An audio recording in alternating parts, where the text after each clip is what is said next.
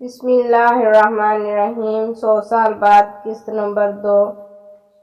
وہ خود کو دیکھ کر حیرت کے سمندر میں ڈوب گیا تھا۔ یہ کیسے ہو سکتا ہے؟ میں انسان کیسے بن سکتا ہوں؟ اس نے سوچا اور دونوں ہاتھ زمین پر ٹکا کر اٹھ کھڑا ہوا۔ یہ ابھی تک پیٹ کے بل ہی لیٹا ہوا تھا۔ زمین سے اٹھتے ہی اس نے ایک بار خود کو سر سے پاؤں تک دیکھا اور خوشی سے جھومنے لگا۔ قریب ہی درخت سے کوئی الو چیخا تھا، جس کی آواز قبرستان کے موت جیسے سناٹے کو چیر کر دور تک گئی تھی۔ اس نے اپنے جسم کو ہاتھ لگا کر دیکھا۔ شاید اسے یقین نہیں ہو رہا تھا کہ یہ انسانی روپ دھار چکا ہے۔ یہ واقعہ اس وقت انسانی روپ میں موجود تھا، مگر یہ کیسے ممکن ہے؟ ایک سانپ انسان کیسے بن سکتا ہے؟ پھر اسے کئی سال پہلے سنی ایک بات یاد آئی۔ کئی سال پہلے یہ گھومتا پھرتا بھوک سے مجبور ہو کر پرندوں کے انڈوں کی تلاش میں ایک بستی کے باہر کھڑے ایک پرانے درخت پر چڑھ گیا تھا۔ اس کے ہاتھ میں کچھ نہیں لگا تھا۔ یہ مایوس ہو کر اترنے لگا تو کچھ لوگ اس درخت کے نیچے آ کر بیٹھ گئے۔ یہ وہی درخت اس درخت پر ہی دبک کر بیٹھ گئے۔ اسے معلوم تھا کہ اگر ان لوگوں میں سے کسی نے اس کو دیکھ لیا تو پھر اس کو کوئی معجزہ ہی بچا سکتا ہے۔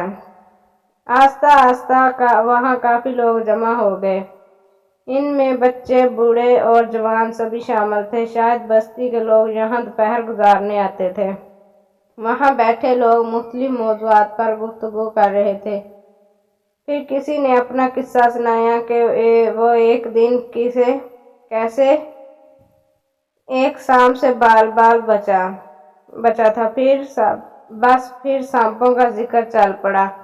ہر کوئی اپنا اپنا تجربہ یا اپنی جھوٹی سچی یا بیتی سنا رہا تھا۔ ان میں سے ایک ہی نوجوان نے ایک بزرگ سے سوال پوچھا کہ سنا ہے سانپ 100 سال بعد اپنا روپ بدل سکتا ہے، مطلب جب چاہے انسانی روپ میں آ سکتا ہے۔ وہاں بیٹھے شاید تمام لوگوں نے یہ بات سن رکھی تھی۔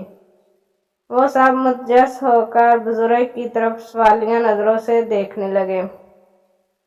میں نے اپنی زندگی میں آج تک ایسا کوئی سانپ نہیں دیکھا، مگر وہ سانس لینے کو رکے اور دوبارہ بولے۔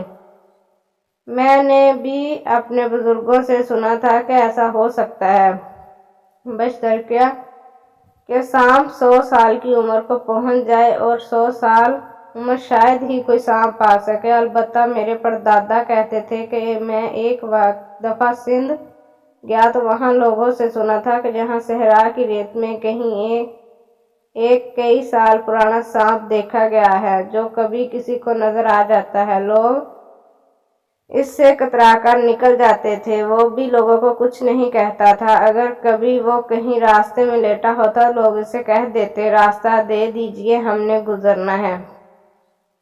تو وہ چپ چاپ ایک طرف چل پڑتا تھا۔ یہ درخت پر شاخوں میں چھپا ان کی باتیں سنتا رہا اور ڈرتا بھی رہا۔ اگر ان میں سے کسی کی ایک نظر اس پر پڑ گئی تو اس کو جان بچانا مشکل ہو جائے گا۔ یہ درخت میں چھپا ان کے جانے کا انتظار کر رہا تھا، مگر انتظار طول پکڑتا گیا۔ آخر شام ہونے سے کچھ پہلے وہ سب لوگ چلے گئے تو یہ نیچے اتر کر اپنے مسکن میں چلا آیا۔ تو کیا میں 100 سال کا ہو گیا ہوں؟ اس نے حیرانی سے سوچا۔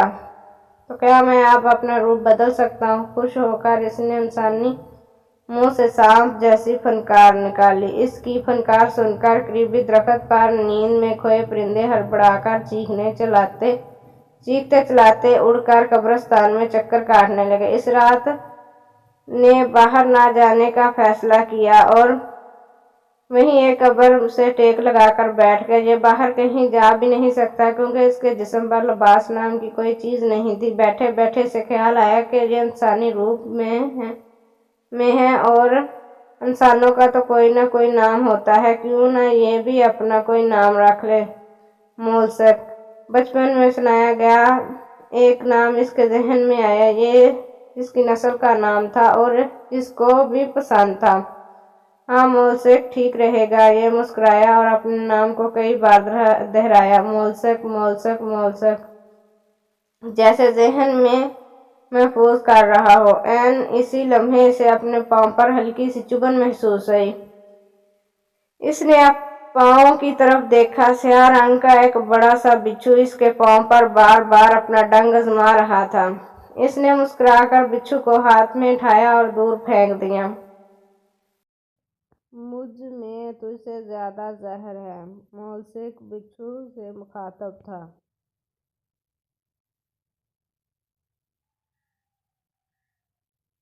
سپیروں کی بستی میں کئی سال پرانی اس ناگن کے چرچے تھے، جو لاکھ کوشش کے باوجود آج تک کسی کے ہاتھ نہیں آئی تھی۔ سپیروں کے بوڑھوں نے بھی اس ناگن کو دیکھا تھا اور اس کو پکڑنے کی کوشش بھی کی تھی، مگر ناکام رہے تھے۔ انہوں نے جانچ لیا تھا کہ یہ سانپ مادہ ہے۔ سانپوں کی پہچان ان سے بہتر اور کون کر سکتا تھا؟ نسل در نسل چلے آ رہے یہ سپیرے سانپ کی ایک جھلک دیکھ کر بتا سکتے تھے کہ یہ نر ہے یا مادہ، کس نسل کا سانپ ہے اور کتنا زہریلا ہے۔ یہ سب تجربات ان کو نسل در نسل منتقل ہوتے آئے تھے۔ آج کئی سال بعد وہ ناگن ایک بار پھر دیکھی گئی تھی۔ سپیرے اپنی اپنی بین لیے چڑھے دوڑے تھے۔ صبح سے شام تک بین بجا کر ان کے حلق سوکھ گئے تھے، مگر وہ ناگن کی ایک جھلک بھی نہ دیکھ پائے تھے۔ سیروں کی یہ بستی ٹھٹھہ شہر سے 100 کلومیٹر دور ایک جگہ آباد تھی۔ اس کے قریب کئی گاؤں آباد تھے۔ کئی سال پہلے صحرا کے قریب ایک گاؤں بھیڑوں کے پاس چند خانہ بدوش سپیرے آ کر آباد ہوئے تھے۔ پھر انہوں نے مستقل اس جگہ کو اپنا ٹھکانہ بنا لیا۔ آہستہ آہستہ کچھ اور سپیرے بھی یہاں آ کر آباد ہو گئے۔ اب یہ جگہ سپیروں کی بستی کے نام سے مشہور ہو گئی تھی۔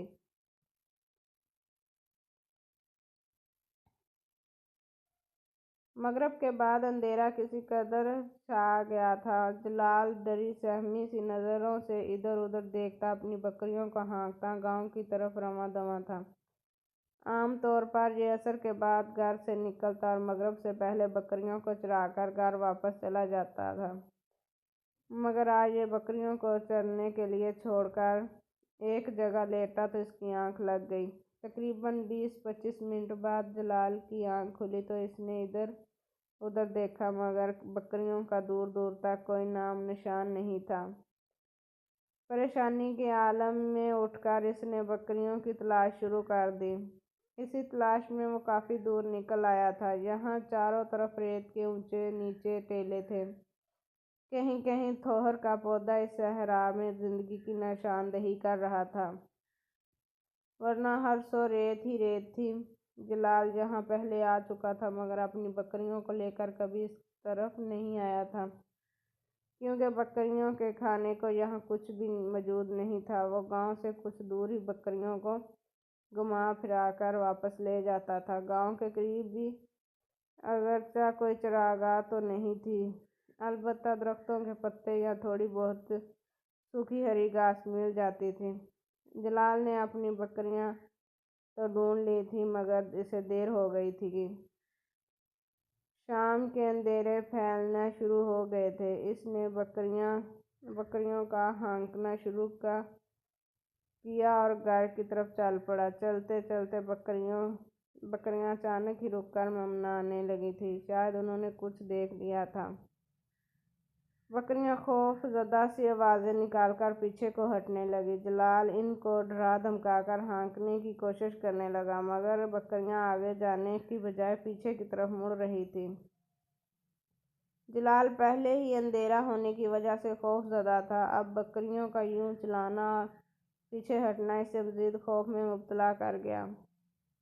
اس نے سامنے اور ارد گرد نظر دوڑائی، مگر ایسا کچھ بھی اسے نظر نہ آیا جس سے بکریاں خوف زدہ تھیں۔ اس نے بکریوں کو ان کے حال پر چھوڑا اور صورتحال جاننے کے لیے چند قدم آگے بڑھا دیے۔ اندھیرے میں اسے سامنے دو جگنو چمکتے محسوس ہوئے۔ اس نے قدم روک کر غور سے دیکھا۔ جب کچھ سمجھ نہ آیا تو ڈرتے ڈرتے 2-4 قدم مزید آگے بڑھا دیے۔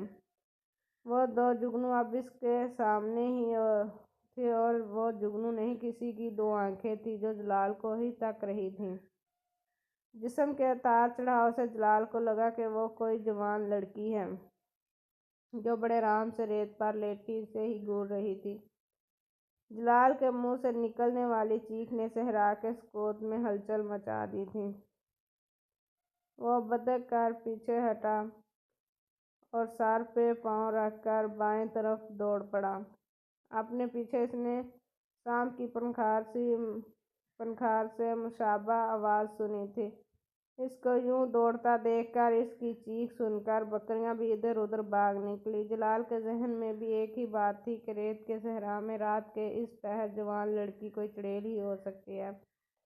وہ بنا پیچھے دیکھے بس بھاگتا جا رہا تھا۔ بھاگتے بھاگتے اس کا حوصلہ جواب دے گیا۔ بھاگنے کی وجہ سے حلق میں کانٹے سے محسوس ہو رہے تھے۔ اس نے رک کر پیچھے بیٹھنے کی کوشش کی مگر اس کی ٹانگوں نے جواب دے دیا۔ وہ دھپ سے ریت پر گرا اور بے ہوش ہو گیا۔ جلال کو معلوم نہیں اسے کتنی دیر بعد ہوش آیا تھا۔ ہوش میں آتے ہی اس کی نظر خود پر جھکے ایک نسوانی وجود پر پڑی۔ اس نے چلا کر اٹھنے کی کوشش کی مگر چند ہاتھوں نے اسے قابو کر لیا۔ چھوڑو مجھے مت مارنا۔ جلال آنکھیں بند کیے مچل رہا تھا اور خود کو آزاد کرنے کی کوشش کر رہا تھا۔ جلال پتر کیا ہوا ہے تجھے؟ یہ کسی مرد کی آواز تھی۔ جلال نے آنکھیں کھول کر دیکھا۔ اس کا باپ محبت سے اس کو دیکھتے ہوئے پوچھ رہا تھا۔ میں کہاں ہوں ابا سائیں؟ جلال کو اب بھی یقین نہیں تھا کہ یہ اپنے گھر میں ہے۔ پتر تو اپنے گھر میں ہے، اب کی بار اس کی ماں بولی، اور جلال جس نسوانی وجود کو دیکھ کر چلایا تھا وہ اس کی ماں ہی تھی۔ جلال پانی مانگا اور ایک ہی سانس پہ سارا پیالہ خالی کر دیا۔ پھر اس نے آہستہ آہستہ اپنے ساتھ ہونے والا سارا قصہ سنا دیا۔ جلال کے پوچھنے پر کہ وہ گھر کیسے پہنچا، اس کے باپ نے بتایا کہ تو جب مغرب تک نہیں آیا تو میں اور تیرا چاچا نصیر تجھے دیکھنے گئے تھے اور تو ہم ایک جگہ بے ہوش پڑا ملا تھا۔ جلال کی بات سن کر انہوں نے یقین کر لیا تھا کہ جلال نے ضرور کوئی چڑیل یا بدرو دیکھ لی ہے، کیونکہ صحرا میں ایسی چیزوں کا ہونا ناممکن نہیں تھا۔ مولسے قبر سے ٹیک لگائے سوچ رہا تھا کہ اس کو اب اس کی تلاش میں آسانی ہو جائے گی۔ پہلے اسے پیٹ کے بل گھسیٹ کر جانا پڑتا تھا مگر اب وہ انسانوں کی طرح چل کر جا سکے گا، البتہ جب تک انسانوں کی طرح وہ کپڑوں کا انتظام نہ کر لے اس حالت میں باہر نہیں جا سکتا تھا۔ اگلی رات وہ اسی حالت میں چھپتا چھپاتا قریب کے ایک گاؤں تک پہنچا اور گاؤں کے آس پاس گھومتا رہا۔ اس مادر پدر آزاد حالت میں وہ گاؤں کے اندر نہیں جا سکتا تھا۔ بہت دیر پھرنے کے بعد بھی اسے مایوسی ہوئی۔ صبح ہوئی تھی۔ صبح سے پہلے وہ واپس اپنے مسکن میں آ گیا تھا۔ اگلی رات بھی یہی صورتحال رہی۔ پھر ایک رات اسے گاؤں سے باہر سے ہی کسی کے پھٹے پرانے سے کپڑے مل گئے جو شاید کسی نے بیکار سمجھ کر پھینک دیے تھے۔ مولسے نے ان کو ہی غنیمت سمجھا اور پہننے کی کوشش کی مگر اسے معلوم ہی نہیں تھا کہ کپڑے کیسے پہنے جاتے ہیں۔ اس نے انسانوں کو کپڑوں میں ضرور دیکھا تھا مگر کسی کو کپڑے پہنتے ہوئے نہیں دیکھا تھا۔ جیسے تیسے اس نے الٹے سیدھے کپڑے جسم پر لٹکائے اور گاؤں کی طرف چل پڑا۔ اگر اس وقت اسے کوئی انسان دیکھ لیتا تو اس کے جسم پر کپڑوں کے نام پر لٹکتے چتھڑے دیکھ کر ہنس ہنس کر لوٹ پوٹ ہو جاتا۔ مولسے سوچ رہا تھا کہ اس سے تو اچھا وہ سانپ ہی رہتا، کم سے کم کپڑوں کی فکر تو نہ ہوتی۔ ایک دو دن اس نے ان میں ہی گزارے اور پھر ایک جگہ سے اسے قدرے اچھی حالت میں کپڑوں کا جوڑا مل گیا۔ مغرب کے بعد مولسک اپنے مسکن سے نکل آتا اور باہر آ کر لیٹ جاتا۔ اندھیرا ہوتے ہی یہ روپ بدلتا اور اپنے ساتھی کی تلاش میں نکل پڑتا۔ صبح کی پوپ پھٹنے سے پہلے وہ اپنے مسکن لوٹ آتا۔ فجر کی اذان سے پہلے وہ اپنی حالت میں واپس آ جاتا، سارا دن اپنے مسکن میں گزارتا اور رات ہوتے ہی پھر نکل پڑتا۔ اس معمول کو کئی سال ہو گئے تھے، مگر کامیابی اس کا مقدر نہیں بنی تھی۔